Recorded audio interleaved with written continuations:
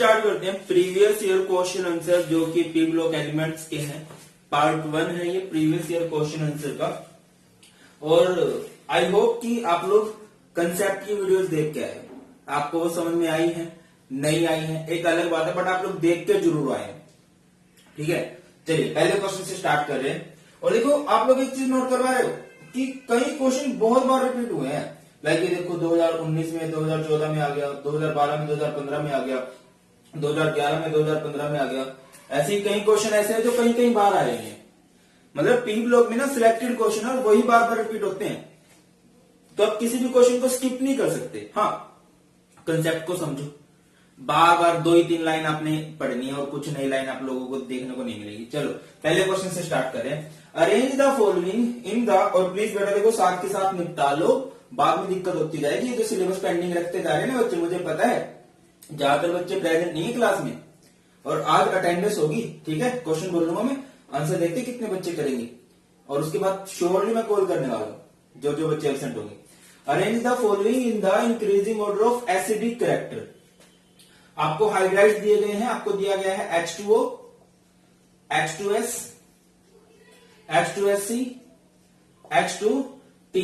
अब acidic character बोले तो H पॉजिटिव कौन आसानी से रिलीज कर सकता है, H को कौन आसानी से रिलीज कर सकता है। क्लियर। अब देखो भाई, वैसे तो मैंने बताया है आपको, ट्रेंड बताया था कि ये क्या है, जैसे जैसे हम टॉप टू बॉटम जा रहे हैं एसिडिक कैरेक्टर क्या कर रहा है, इंक्रीज कर रहा है। अब बात यह है कि ऐसा क्यों है, समझाता हूं मैं ऐसा क्यों है। As you move from top to bottom, bond length of hydrogen oxygen bond increases, so bond dissociation energy decreases। bond length increase होगी, बताया ना मैंने, ऑक्सीजन हाइड्रोजन का बॉन्ड कुछ ऐसे है, सल्फर और हाइड्रोजन का बॉन्ड कुछ ऐसे होगा, सेलेनियम और हाइड्रोजन का बॉन्ड कुछ ऐसे, टेल्यूरियम और हाइड्रोजन का बॉन्ड कुछ ऐसे। मतलब जैसे जैसे हम टॉप टू बॉटम जा रहे हैं बॉन्ड लेंथ इंक्रीज हो रही है। अब आपको ये बताना है कि इनमें से कौन H पॉजिटिव को बहुत आसानी से रिलीज कर सकता है। तो सिंपल सी बात है यार, जैसे जैसे बॉन्ड लेंथ इंक्रीज होगी बॉन्ड डिसोसिएशन एनर्जी डिक्रीज होगी। ठीक है, बॉन्ड को तोड़ना आसान होता जा रहा है, और जितना आसान होता जा रहा है उतना ही एसिडिक कैरेक्टर इंक्रीज करता जा रहा है। तो सबसे बड़ी एसिड है H2TE, फिर H2SC, H2S, H2O। क्लियर होती है बात, समझ में आई। टॉप टू बॉटम जाएंगे, बॉन्ड लेंथ इंक्रीज होगी, बॉन्ड डिसोसिएशन एनर्जी डिक्रीज होगी, it becomes easy to cleave the bond. Bond को तोड़ना आसान है, so acidic character increases as you move down the group. Next है arrange in increasing order of reducing character। आपको ये बताना है कि कौन अच्छा reducing agent है, and give reason। Hydrides of group 16, hydrides of group 16 यही होते हैं H2O, H2SC hydrogen sulphide, hydrogen selenide, hydrogen telluride, ये इनको बोलते हैं। ठीक है, अब जैसे जैसे हम टॉप टू बॉटम जा रहे हैं, इनको छोड़ दो, ऑक्सीजन तो इस रेस में नहीं आता, रिड्यूसिंग एजेंट वाली रेस में कोई भाई के पास तो ऑक्सीजन है, ये इतनी आसानी से छोड़ेगा नहीं। अब आप ये बताओ इनमें से कौन बढ़िया वाला रिड्यूसिंग एजेंट है। रिड्यूसिंग एजेंट किसे बोलेंगे, जो दूसरों की रिडक्शन करवाए, बताई थी बात। या ये कह लो कि खुद पे ऑक्सीडेशन करवाए। खुद पे ऑक्सीडेशन कैसे होगी, अपना हाइड्रोजन हटा दे। अब सबसे आसानी से अपने हाइड्रोजन को कौन छोड़ सकता है, पता है हमें।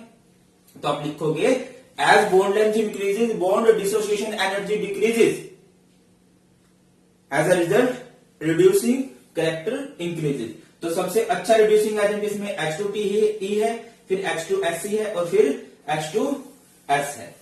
नेक्स्ट क्वेश्चन, ये बड़ा फेमस क्वेश्चन बनता है। Dioxygen is a gas while sulphur is a solid at room temperature. Oxygen एक गैस है, oxygen is a gas because oxygen exist in, oxygen किसमें एग्जिस्ट करता है, exist in diatomic form, diatomic form, ऑटो की form में exist करता है। ड्यू टू क्यों, due to small size and high electronegativity. As a result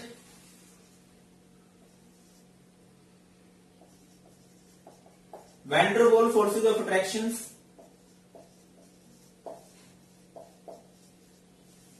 are weak, और इसी वजह से van der Waals forces of attraction जो है वो क्या रहेंगी भाई, वीक रहेंगी। ठीक है, क्यों रहेंगी वीक? देखो छोटे छोटे मॉलिक्यूल है, O2 O2 O2 बहुत छोटे छोटे मॉलिक्यूल है। और van der Waals force of attraction किस पे डिपेंड करती है कि कितना बड़ा मॉलिक्यूल है, उसका साइज कितना बड़ा है। जबकि दूसरे की बात करें, due to large size and low electronegativity sulphur exist, या लिखो कांट फॉर्म मल्टीपल बॉन्ड। ये मल्टीपल बॉन्ड नहीं बना सकता भाई। मल्टीपल बॉन्ड बनाने के लिए साइज छोटा होना चाहिए, इलेक्ट्रोनेगेटिविटी हाई होनी चाहिए। ये मल्टीपल बॉन्ड नहीं बना सकता। एंड एग्जिस्ट इन, किसमें एग्जिस्ट करता है? S8 क्या होता है? क्राउन टाइप स्ट्रक्चर होता है, मैंने बताया था आपको, कुछ ऐसे होगा ना, ये था, है ना। फिर मैंने कहा था ये ऐसे नहीं होता, ये एक्चुअल में ऐसे होता है, W टाइप से, V टाइप से कह लो। ये sulphur sulphur sulphur sulphur sulphur sulphur sulphur और ये सल्फर। क्लियर? तो अब बड़ा सा मॉलिक्यूल है, तो van der Waals forces of attraction क्या है? स्ट्रॉन्ग है। जितना बड़ा मॉलिक्यूल होगा, मैंने आपको क्या बताया, वैन डर वाल्स जो फोर्सेज है, देखो ये मॉलिक्यूल, देखो अगर मैं बात करूं ऑक्सीजन और ऑक्सीजन, ये एटम है, ये एटम है, इनके बीच में तो कोवैलेंट बॉन्ड है। बट मैं बात करूं एक और ऑक्सीजन, इनके बीच में भी कोवैलेंट बॉन्ड है। मैं बात करूं एक और ऑक्सीजन, इनके बीच, बट ये एटम्स के बीच में तो कोवैलेंट बॉन्ड है। अब इन मॉलिक्यूल्स के बीच में क्या है? मॉलिक्यूल्स के बीच में है वैन डर वाल्स फोर्सेज। अब छोटे मॉलिक्यूल में वो वीक होती है, बड़े मॉलिक्यूल में वो ऐसे ही, एक और ऐसे ही सल्फर का होगा, ऐसे। समझते बात को? ऐसे ही होगा एक और, तो वहां पे क्या रहेगी? स्ट्रॉन्ग, जिसकी वजह से ये क्या है? सॉलिड है। इवन एक क्वेश्चन ये भी आता है कि ऑक्सीजन का मेल्टिंग पॉइंट लो है या बॉइलिंग पॉइंट लो है, सल्फर का हाई क्यों है? तो सल्फर सॉलिड है, ऑक्सीजन एक गैस है। ऑक्सीजन गैस क्यों है? ये रीजन है। हो जाएगा ये क्वेश्चन। चलिए, एंड आई होप कि आप सभी बच्चों ने प्रीवियस ईयर की बुक ले ली है, जो आपको सुटेबल लगती है वो बुक ले लो। ठीक है, मैं प्रीवियस ईयर के लिए एमटीजी, मेरा कोई चक्कर नहीं है, आप जो मर्जी ले सकते हो। पहली तो बात यह है जिसकी लैंग्वेज आपको सुटेबल लगती है। अब कई बच्चे कह रहे हैं कि सर क्या प्रीवियस ईयर क्वेश्चन आंसर की हम लोग नोट्स बनाएं?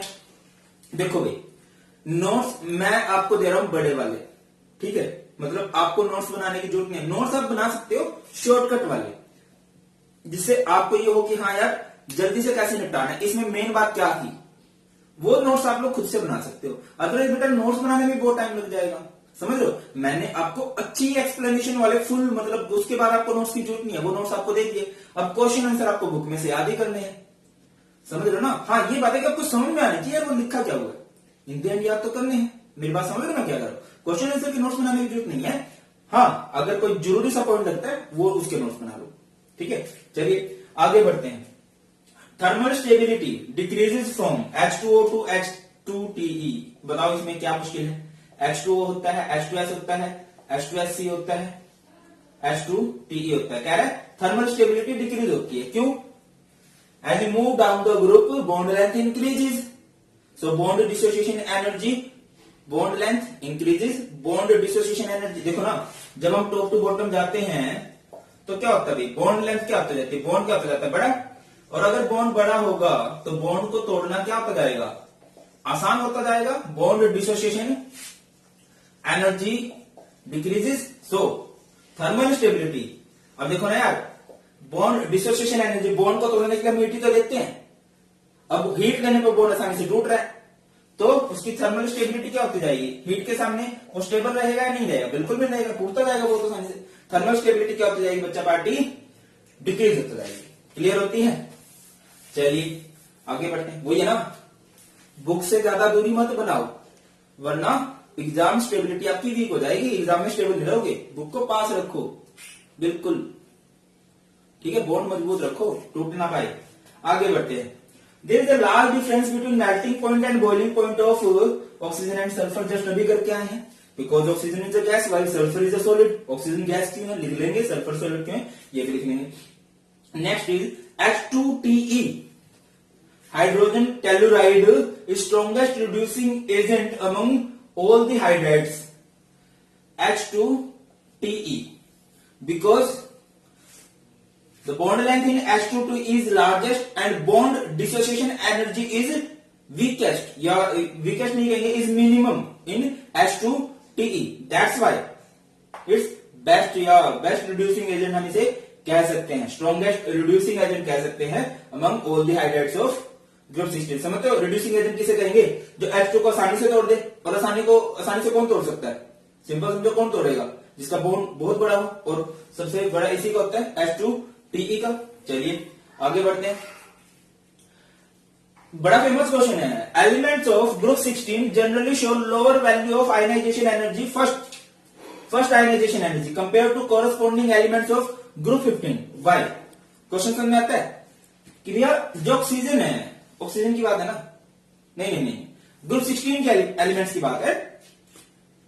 ग्रुप 16 के जो एलिमेंट्स हैं, ग्रुप 16 के एलिमेंट्स और ग्रुप 15 के एलिमेंट में कंपैरिजन किया गया है। इनकी कॉन्फ़िगरेशन क्या होती है बच्चों? NH2NP3। इनकी कॉन्फ़िगरेशन क्या होती है? NH2NP4। फर्स्ट आयनाइजेशन एनर्जी की बात करें तो इसमें से P में से जाएगा, इसमें से P4 में से जाएगा। इसका P एग्जैक्टली हाफ फील्ड है, एक्स्ट्रा स्टेबल है। आप क्या लिखोगे? Due to the extra stability of exactly half filled P orbital in group 15, that's why first ionization energy of group 15 is higher, या कह सकते हो first ionization energy of group 16 is lower. बात समझ में आ रही है? क्योंकि भैया यहाँ पे P3 आ गया, और हमें पता है जब कोई एग्जैक्टली हाफ फील्ड हो जाता है, जब कोई एग्जैक्टली फुली फील्ड हो जाता है। मेरी बात समझो। अभी यार चलो क्या है कि कई वीडियो पेरेंट्स भी देखते हैं तो नहीं, मजाक नहीं करते, तो समझ जाओ। मतलब हम किसी के दोस्तों के ना, दूसरों अपने दोस्तों के सुख से खुश नहीं रह सकते, दुखी हो जाते हैं वो कि हाँ यार ये कमिटेड हम सिंगल है, या तो सारे सिंगल हो या सारे कमिटेड हो, वो फंड है, या तो सारे इलेक्ट्रॉन पेयर है, तो ये बहुत स्टेबिलिटी आ जाती है। यहाँ पे एक भाई साहब की क्या हो चुकी है? शादी हो चुकी है, तो ये इतने स्टेबल नहीं बनेगा मॉलिक्यूल, इसको निकाल लेंगे, तोड़ेंगे। क्लियर? आगे बढ़ते हैं। Oxygen has less electron gain enthalpy with negative sign than sulphur. ठीक है, और भी कुछ ऐसा था। अगला क्वेश्चन देखो, अगला क्वेश्चन भी कुछ ऐसे ही है, arrange in increasing order of electron gain enthalpy with negative sign. मैं ना आपको एक बार वैल्यूज याद नहीं रखनी है, मैं जस्ट वैसे बता रहा हूं कि किसकी कितनी होती है। ऑक्सीजन की इलेक्ट्रॉन गेन एंथैल्पी होती है -141। पोलोनियम की पोलोनियम होता है ये, पोलो होता है ना, वो लिखा होता है, छपा होता है पोलो, इसकी होती है -174। टेल्यूरियम की होती है -190। सेलेनियम की होती है -195 एंड सल्फर की होती है भैया -200। अभी फोकस करो बात पे। पहली बात यह है कि इलेक्ट्रॉन गेन एंथैल्पी किसे कहते हैं? कि जब ये एलिमेंट्स इलेक्ट्रॉन लेंगे तो एनर्जी रिलीज होगी। जब ये इलेक्ट्रॉन लेने पे जो इंथैल्पी रिलीज हुई, अरे भैया जब मैं कोई सामान लेने जाऊंगा, मैंने सामान ले लिया तो पैसे दूंगा ना। जब ये एलिमेंट्स इलेक्ट्रॉन लेंगे तो एनर्जी देंगे ना, एनर्जी रिलीज होगी ना वहां पे, तो डेल्टा एच क्या आएगा भाई? वहां पे नेगेटिव आएगा।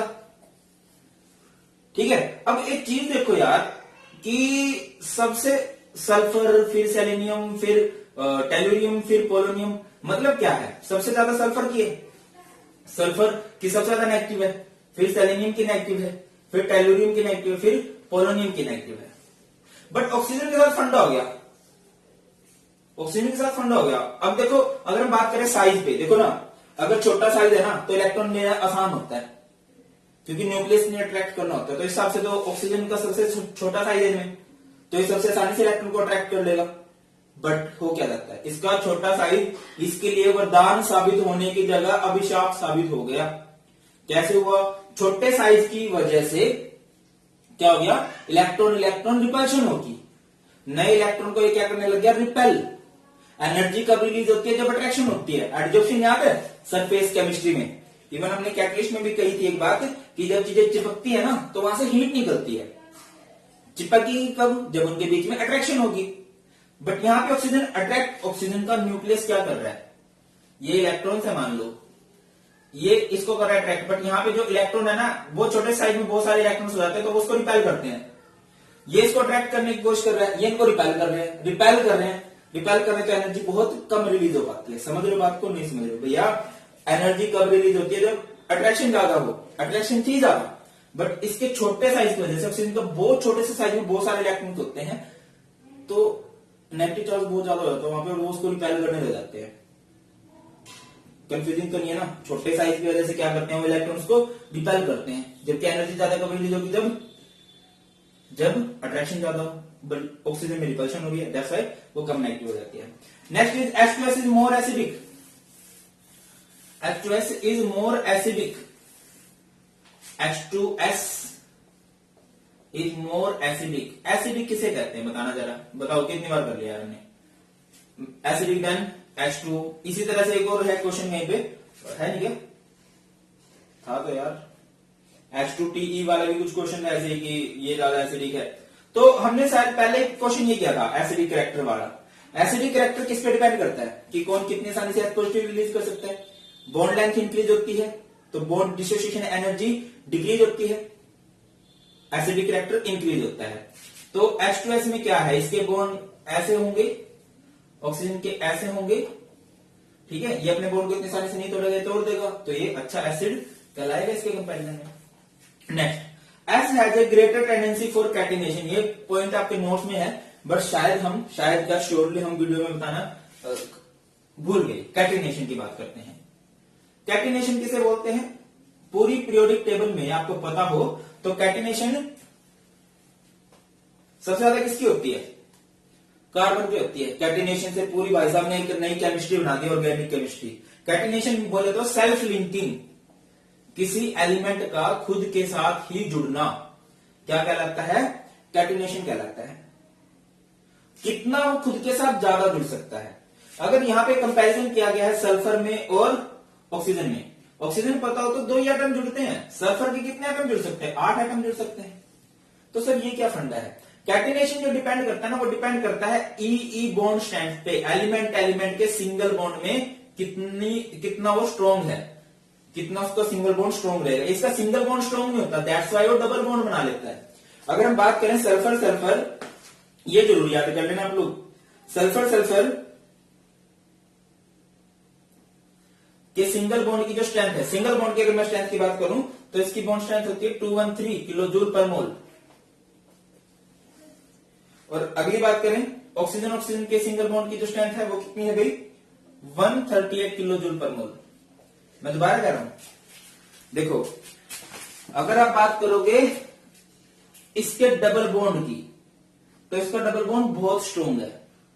बट अगर कंपैरिजन कर रहे हो, मान लो यहां पे भी सिंगल बॉन्ड है और एक जैसे हमने सल्फर बनाया, सल्फर के भी सिंगल बॉन्ड है, तो किसका सिंगल बॉन्ड ज्यादा स्ट्रॉन्ग है, सल्फर का ज्यादा स्ट्रॉन्ग है।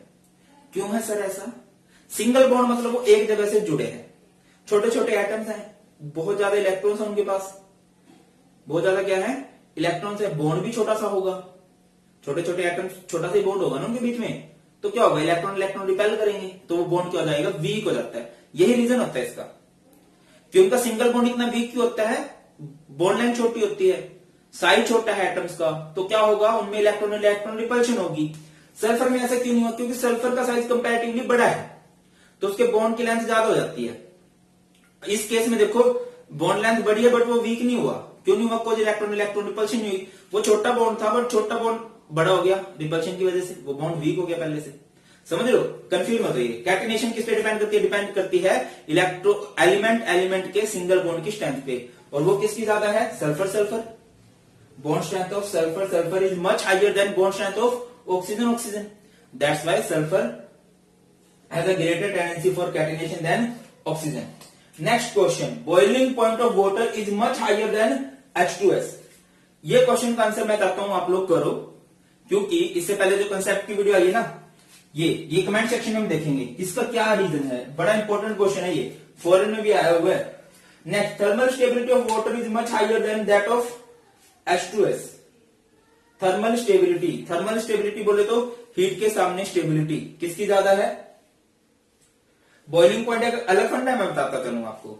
बॉइलिंग पॉइंट हमने देखा था इसका 373 उत्तर, मैंने बताया भी था कि इसके केस में क्या हुआ है ऐसा। अब यहां पे क्या है भाई, बॉन्ड लेंथ इंक्रीज कर रही है तो बॉन्ड डिसोसिएशन एनर्जी डिक्रीज कर रही है, थर्मल स्टेबिलिटी भी डिक्रीज कर रही है। इसी वजह से H2S की थर्मल स्टेबिलिटी कम है, H2O की ज्यादा है। समझ में आ रही है। एक ही बात हमने देखो, सबसे ज्यादा क्वेश्चन तो हाइड्राइड्स के थे, टॉप टू बॉटम जाते हैं, बॉन्ड लेंथ इंक्रीज होती है, बॉन्ड डिसोसिएशन एनर्जी डिक्रीज होती है, बॉन्ड को तोड़ना आसान होता है, तो स्टेबिलिटी डिक्रीज होगी, एसिडिक कैरेक्टर इंक्रीज होगा, रिड्यूसिंग कैरेक्टर भी इंक्रीज होगा, बॉइलिंग पॉइंट डिक्रीज होगा, है ना, टॉप टू बॉटम जाएंगे बॉइलिंग पॉइंट डिक्रीज हो जाएगा, उसको बॉइल करना आसान हो जाएगा। तो ये है जी क्वेश्चन जो कि हमारे कंसेप्ट से हम लोग कर सकते हैं। बेटा इनको अच्छे से प्रैक्टिस करो, दोबारा देखो ध्यान से, कुछ भी डाउट रहते हैं कंसेप्ट स्टिल कुछ डाउट रहते हैं तो मुझे बताओ। और अभी कोशिश ऐसे ही करते हैं कि आपके डाउट को ना ज्यादा लंबे टाइम तक नहीं खींचते हैं, ठीक है। कोशिश यही की जाएगी कि डाउट आपका ज्यादा लंबे टाइम तक ना खींचे, निपटाइए इसको।